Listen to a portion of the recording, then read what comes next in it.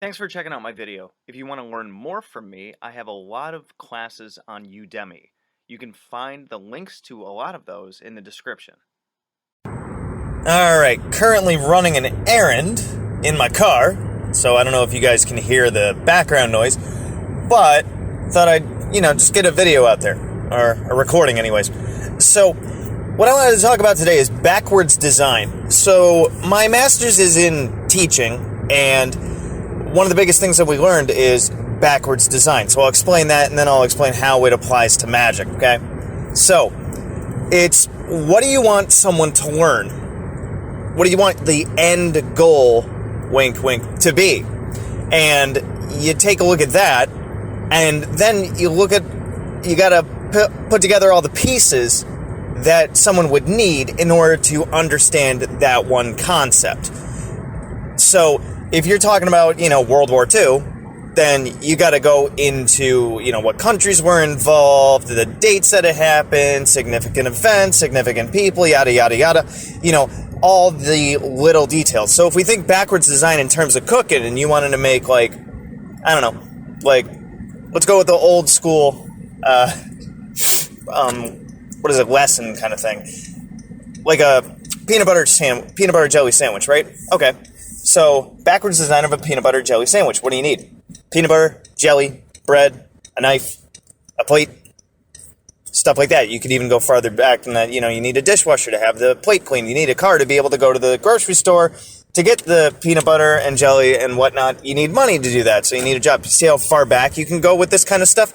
So, the idea is, if we're talking backwards design with figuring out what your end goal is and then figuring out how to get there, then Magick kind of works the same way.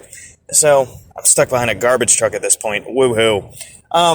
Anyways, so, in terms of Magick, I always harp about this kind of stuff whenever I talk Magick a lot, is the acting in a chord kind of stuff, right? So, Magick isn't just about you do the spell and boom, next thing you know, you got what you want, right?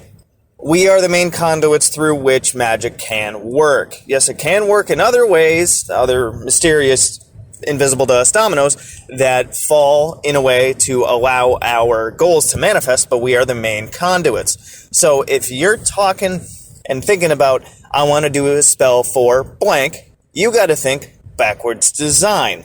So your spell work is going to put the energy towards the goal, depending on the model of magic you follow, whether or not it's just purely psychological, or you're putting that information out to the universe and programming your desire to happen in the universe, or the energetic model where, you send out a certain type of energy vis-a-vis a frequency or whatever the new age term is for that, where you vibrate at a certain level and then other things vibrate at the same level to attract them to you, that kind of stuff, right? That happens, sure. But you got to think, okay, if I'm at A and my goal is at B, I am the main conduit through which my magic can occur. So what steps do I need to take to get B to happen? Because I know it's going to happen because I did magic for it. So you got to think, what's my first step? What's my second step? What's my third step? So if it's about getting a job, you better apply for different jobs. You better study up on what that kind of job has to do. You got to learn certain skills. You got to practice your interview skills, yada, yada, yada. All sorts of things can go into that, right? Then, what you're thinking is, okay, now that I planned my real world stuff, my acting in a chord stuff, you also got to think, what's my ritual going to look like? What is the type of spell work I'm going to do, right? Are you going to do sigils? Are you going to do some kind of sympathetic magic with, creating an attractor box or a witch bottle, or using a chord or a simple candle spell? Or are you going to do something much more elaborate with, bells, whistles, whatever you can think of, because Magick can use anything from bells and whistles to a carburetor, for lack of a better idea of something else that you can use for Magick, because I already talked about chords and candles and such.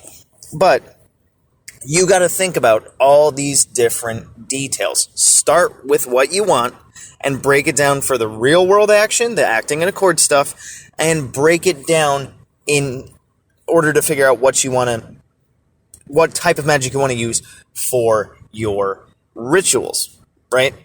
Because in your rituals, that's the microcosm to macrocosm. That's the as above, so below stuff. So what action can you take in your temple slash sacred space, whatever you want to call it, that is going to represent that bigger thing of what you want?